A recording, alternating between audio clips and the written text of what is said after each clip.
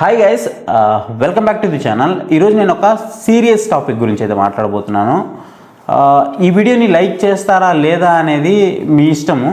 But నేనైతే నా ఆవేదన చెప్పాలనుకుంటున్నాను. నాకు వచ్చిన కామెంట్స్ చాలామంది నాకు స్క్రీన్ షేర్ చేసి స్క్రీన్ షాట్స్ పంపించిన దాన్ని, వాళ్ళ ఆవేదన నాతో పంచుకున్నది, ఇవన్నీ నేను మీ ముందుకు తీసుకురావాలనుకున్నాను.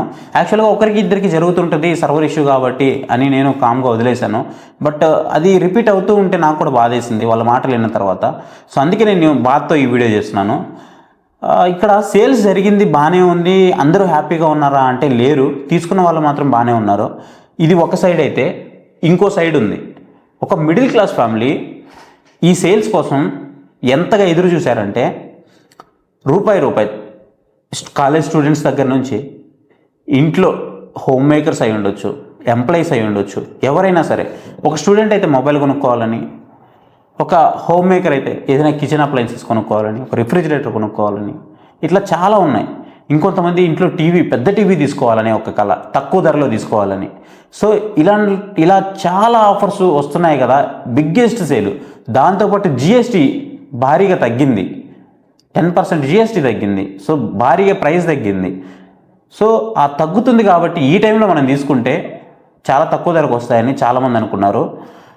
నిజంగా అంత హ్యాపీగా అందరికీ ఇది జరిగిందా ఈ సేల్ అని అంటే ఖచ్చితంగా నో అని చెప్తాను. ఎందుకంటే ప్రతిరోజు నాకు కొన్ని వందల మెసేజ్లు వచ్చాయి. ఈ లాస్ట్ 3 డేస్లో నుంచి మాట్లాడుకుంటే, 3 డేస్ కూడా కాదు, 5 డేస్ నుంచి, అంటే సేల్స్కి ముందు 2 రోజుల ముందు నుంచి నాకు కనీసం రోజుకు 100 మెసేజ్లు ఈజీగా వచ్చాయి. 500కు పైగా మెసేజ్లే వచ్చాయి. అయితే ఈ మెసేజ్లు అన్నిటికీ నేను రిప్లై ఇచ్చాను, కొన్నిటికి సజెషన్స్ ఇచ్చాను. కొంతమంది ఆఫ్లైన్లో తీసుకున్నారు, కొంతమంది ఆన్లైన్లో తీసుకున్నారు. కాకపోతే ఇక్కడ ఈ సేల్లో ప్రతి ఒక్కరు కూడా రూపాయి దాచిపెట్టుకొని, వాళ్ళ దగ్గర క్రెడిట్ కార్డ్స్ లేకపోయినా ముందుగానే ఈ ప్లాట్ఫామ్స్ ఫ్లిప్కార్ట్ కానీ, అమెజాన్ కానీ, మింత్రా కానీ, మీషో కానీ, చాలామందికి మింత్రాలో మీషోలో ఇక్కడ సేల్ జరుగుతున్నట్టయితే ఇప్పుడు తెలియదు. అందరికీ తెలిసింది ఫ్లిప్కార్ట్, అమెజాన్లో జరుగుతున్నాయని మాత్రమే తెలుసు. సో వీళ్ళందరూ కూడా ఏం చేస్తున్నారంటే ఈ సేల్ కోసం వెయిట్ చేస్తూ అన్ని క్రెడిట్ కార్డ్స్ అన్నీ జమ చేసి పెట్టుకొని ఎలాగైనా ఎర్లీ యాక్సెస్ సేల్లో మనం పర్చేస్ చేయాలి మనం అనుకున్న ప్రోడక్ట్ అని నిద్ర మేలుకొని డబ్బులన్నీ దాంట్లో వేసి పెట్టుకొని రెడీగా ఉండి సేల్ స్టార్ట్ అవగానే టక దాన్ని బుక్ చేసి సంతోషపడ్డారు. సంతోషపడే లోపే ప్రోడక్ట్ క్యాన్సిల్ అయింది. అది ఏసీ కావచ్చు, టీవీ కావచ్చు, రిఫ్రిజిరేటర్ కావచ్చు, వాషింగ్ మిషన్ కావచ్చు, మొబైల్ కూడా కావచ్చు. బట్ ఇవన్నీ ఏవి క్యాన్సిల్ అయ్యాయి ఎక్కువ అని అంటే, ఏవైతే బాగా లూట్ డీల్ అయ్యి ఉంటుందో, ఒక 50,000 రూపాయల ప్రోడక్ట్కి 20,000కి రావడం, అలాంటి ప్రోడక్ట్ అయి ఉంటుందో అవి ఎక్కువగా క్యాన్సిల్ అయ్యాయి. ఇది నేను ఎందుకు చెప్తున్నానంటే, నా దగ్గరికి చాలా స్క్రీన్ షాట్స్ అయితే వచ్చాయి. నేను ఇప్పుడు అవన్నీ ఫిల్టర్ చేస్తే నాకు ఇంకా చాలా టైం పడుతుంది. నేను ఫస్ట్ 1-2 కదా అని ఉద్దేశంతో అవి సేవ్ చేసుకోకుండా అలాగే వదిలేసాను. ఇప్పుడు ఆ చార్ట్స్ అన్నీ తీయాలంటే ప్రతి చార్ట్ని నేను మళ్ళీ ఎంక్వైరీ చేయాలి, ఆ చార్ట్ మొత్తం చదవాలి, నాకు అక్కడ స్క్రీన్ షాట్స్ కనిపిస్తే అవి సేవ్ చేయాలి. బట్ ఏవైతే వెరీ ఫ్యూ రీసెంట్గా ఉన్నాయో వాటిని మాత్రం మీకు ఇక్కడ డిస్ప్లే చేస్తున్నాను, మీరు ఒకసారి చూడండి. దీంట్లో చాలా రకాల స్కామ్స్ ఉన్నాయి, అది కూడా ఎక్స్ప్లెయిన్ చేస్తాను. అయితే కొన్న ప్రోడక్ట్ ఏమో ఇంటి దగ్గరికి రాలేదు, షిప్పింగ్ అవ్వలేదు. ఒకసారి మీరు కూడా కొన్నది నిజంగా అసలు ఇంతవరకు ఉందో లేదో ఒకసారి చెక్ చేసుకోండి ఆర్డర్స్లోకి వెళ్ళి.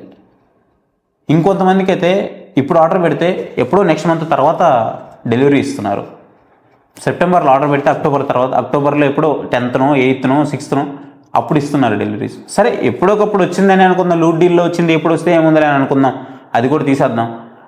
అసలు ఆర్డర్ చేసుకున్న వాళ్ళే క్యాన్సిల్ అయిపోతున్నాయి కదా, అది వర్స్ట్ థింగ్. అది ఆర్డర్ చేసుకున్న వాళ్ళే క్యాన్సిల్ అవ్వడం అనేది వర్స్ట్ థింగ్. రెండోది, ప్రోడక్ట్ వచ్చిన 1 hour 2 hours out of stock. మరి ఎర్లీ యాక్సెస్ ఇంత పెట్టి తీసుకుంది ఎందుకు? నాట్ ఓన్లీ ఎర్లీ యాక్సెస్, కొంతమంది పాస్లు తీసుకున్నారు. ఒక ప్రోడక్ట్ తీసుకోవడం కోసం పాస్లు తీసుకున్నారు.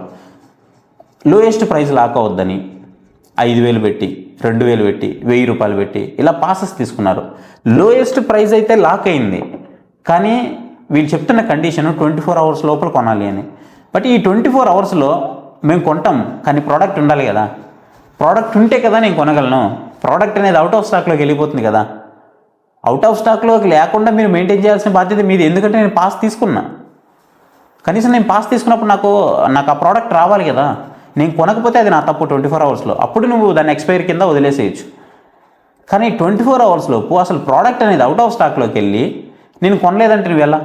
ఫర్ ఎగ్జాంపుల్ 12 o'clockకి సేల్ స్టార్ట్ అయింది, నేను ముందు రోజే పాస్ బై చేశా. నేనేమనుకుంటా, 1వ తేదీ పాస్ బై చేశాను అనుకుందాం. నాకు 2వ తేదీ మిడ్ నైట్ వరకు ఛాన్స్ అయితే ఉంది, అంటే 1 డే ఛాన్స్ ఉంది, 24 అవర్స్. ఇప్పుడు నేనేం చేశా, నేను లోయెస్ట్ ప్రైస్కి లాక్ చేశా కాబట్టి నేను నైట్ మేలుకోవాల్సిన అవసరం లేదు, మార్నింగ్ బుక్ చేసుకుందాం హ్యాపీగా. ఎందుకంటే నాకు లోయెస్ట్ ప్రైస్లో లాక్ అవుతుంది కాబట్టి ప్రోడక్ట్ 24 అవర్స్ వరకు నాకు అదే ప్రైస్ చూపిస్తుంది కాబట్టి అనుకున్నా. మార్నింగ్ లేచి నేను నిద్రలేచి చూసేసరికి ప్రోడక్ట్ అవుట్ ఆఫ్ స్టాక్లోకి వెళ్ళిపోయింది. పోనీ 1 అవర్ తర్వాత వస్తుంది, 2 అవర్స్ తర్వాత వస్తుంది, మధ్యాహ్నం వస్తుంది, సాయంత్రం వస్తుంది, నైట్లోకి వస్తుంది కదా, బుక్ చేసుకుందాం అనుకున్నా. కానీ నైట్ అయినా రాలే, అవుట్ ఆఫ్ స్టాక్ వెళ్ళిపోయింది. పాస్ ఏమో ఎక్స్పైర్ అయిపోయింది. ఇప్పుడు ఈ 5,000, 2,000, 1,000 రూపాయలు ఏవైతే మనం బుక్ చేసుకున్నామో ఈ డబ్బులు ఎక్కడికి పోయినట్టు, ఎవరు తిన్నట్టు? దీంట్లో తప్పెవరిది?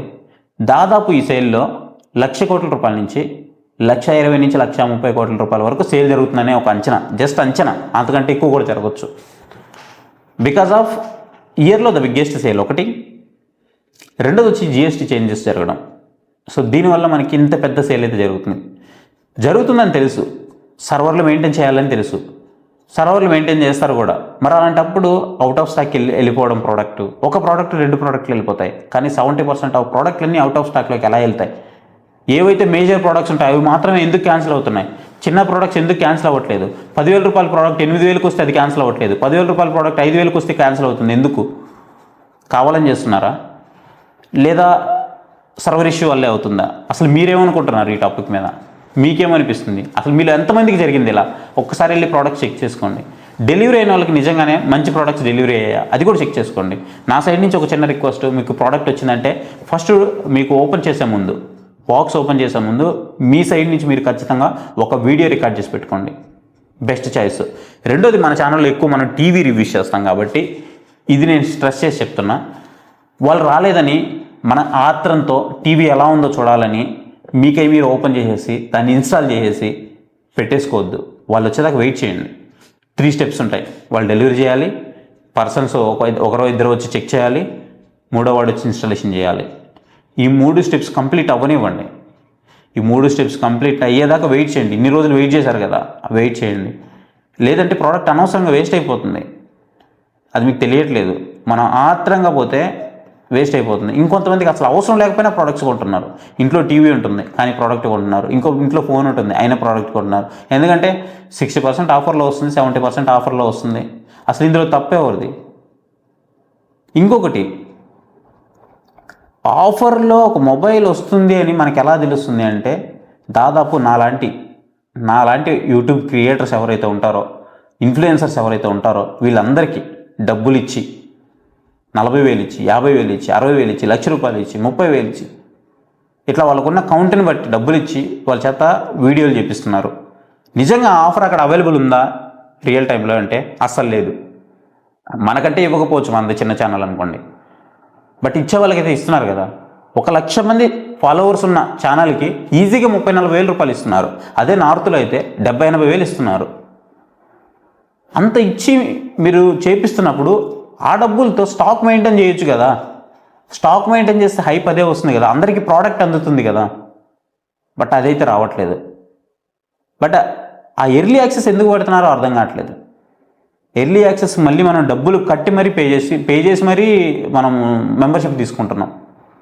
బట్ దానికి నిజంగా న్యాయం జరుగుతుందా? జరిగిన వాళ్ళైతే హ్యాపీగానే ఉన్నారు, మరి జరగని వాళ్ళ పరిస్థితి ఏంటి? 100 మందిలో ఒకరికి అన్యాయం జరిగినా అది అన్యాయం జరిగినట్టే కదా. అలాగని నేను అందరికీ ఆఫర్స్ రావాలని చెప్పను. అట్లీస్ట్ సాటిస్ఫాక్షన్ రేట్ ఎక్కువ ఉండాలి కదా. సాటిస్ఫాక్షన్ రేట్ ఎక్కువ లేదు అని అనుకుంటే ఆ సేల్ జరిగి వేస్ట్ కదా. పోనీ అట్లాగని ఇక్కడ ఇంకోటి కూడా మీరు గమనించండి, మీకు అట్లాగని లేటెస్ట్ లాంచ్ ఏమన్నా అమ్మేస్తున్నారా అంటే మీద పడి మీరు కొనేయడానికి అంత సీన్ లేదు అక్కడ. అంత సీన్ అస్సలు లేదు. మీరు గుర్తుంచుకోండి, ఆల్మోస్ట్ మన ఇయర్ ఎండ్కి వచ్చేస్తున్నాం మనం. 2025 స్టాక్ మనకి క్లియర్ చేసేస్తున్నారు. 24 స్టాకే మనకి ఎక్కువ ఉంటుంది ఈ సేల్లో. మీరు కావాలంటే చూడండి, 25 స్టాకు మీకు చాలా తక్కువ ఉంటుంది. ఒకవేళ ఉన్న ఇయర్ ఎండ్ అయిపోతుంది, 26 వచ్చేస్తుంది.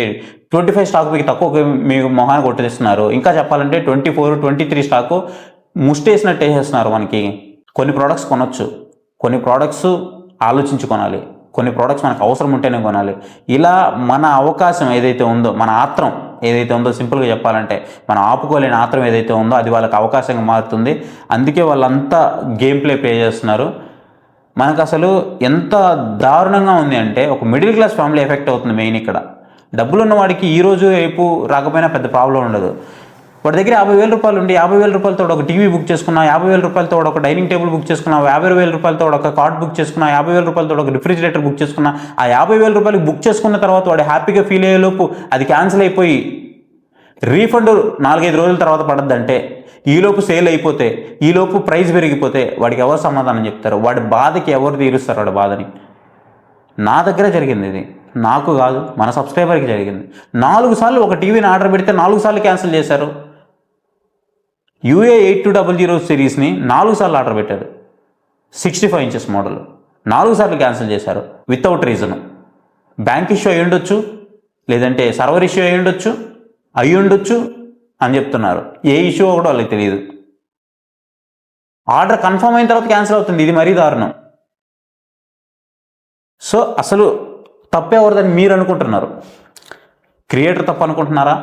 ఇలా ప్రమోషన్ చేయించడం ప్లాట్ఫామ్స్ తప్పు అనుకుంటున్నారా? అసలు కన్జ్యూమర్దే తప్పు అనుకుంటున్నారా? లేదా దీని మీద ఒక మానిటరింగ్ లేకపోవడం అనేది అది మీరు తప్పు అనుకుంటున్నారా? అంటే లైక్ గవర్నమెంట్ని అనుకుంటున్నారా? అసలు మీరేమనుకుంటున్నారో నాకు తెలియాలనుకుంటున్నాను. నేనైతే అనుకుంటున్నా. మీ ఒపీనియన్ ఏంటి? నాకైతే బాధేసింది, నేను ఈ వీడియో చేస్తున్నాను. మీ ఒపీనియన్ ఏంటనేది కామెంట్ సెక్షన్లో కామెంట్ చేయండి. అంటే నేను ఇక్కడ ప్రమోట్ చేసుకోవట్లేదు, చెప్తున్నా. మీకు ఒకవేళ ఇంట్రెస్ట్ ఉంటే మా టెలిగ్రామ్ ఛానల్లో నేను డీల్స్ వేస్తుంటాను.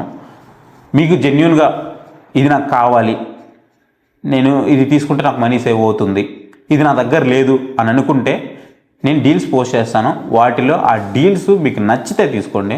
మీరు ఒకవేళ జాయిన్ అవ్వాలంటే డిస్క్రిప్షన్లో మన టెలిగ్రామ్ ఛానల్ లింక్ ఉంటుంది, జాయిన్ అవ్వండి. పక్కన మీకు క్యూఆర్ కోడ్గా డిస్ప్లే అవుతుంది. ఆ క్యూఆర్ కోడ్ స్కాన్ చేసి మీరు మన టెలిగ్రామ్ ఛానల్లో జాయిన్ అవ్వచ్చు.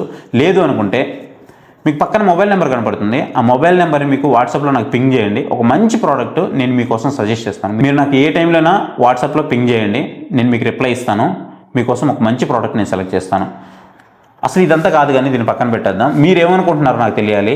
ఖచ్చితంగా కామెంట్ చేయండి, లైక్ చేయండి, కింద హైప్ బటన్ వస్తుంది, హైప్ చేయండి, ఎక్కువ మందికి రీచ్ అవుతుంది. అసలు ఈ దందా గురించి మీరు ఏమనుకుంటున్నారు అనేది నేను తెలుసుకోవాలనుకుంటున్నా. సో ఇది గైస్ వీడియో మీకు ఎలా అనిపించిందో కామెంట్ సెక్షన్లో కామెంట్ చేయండి. మీలో ఎవరైనా బాధితులు ఉన్నా సరే మీరు ఏం లాస్ అయ్యారు, ఎంత లాస్ అయ్యారు అనేది కామెంట్ సెక్షన్లో కామెంట్ చేయండి. లాస్ అయితే ఎవరో రిటర్న్ వస్తుంది, బట్ ఇక్కడ మీ ఎనర్జీ అయితే లాస్ అయింది కదా, మీరు మెంటల్గా స్ట్రెస్ అయితే గురయ్యారు కదా.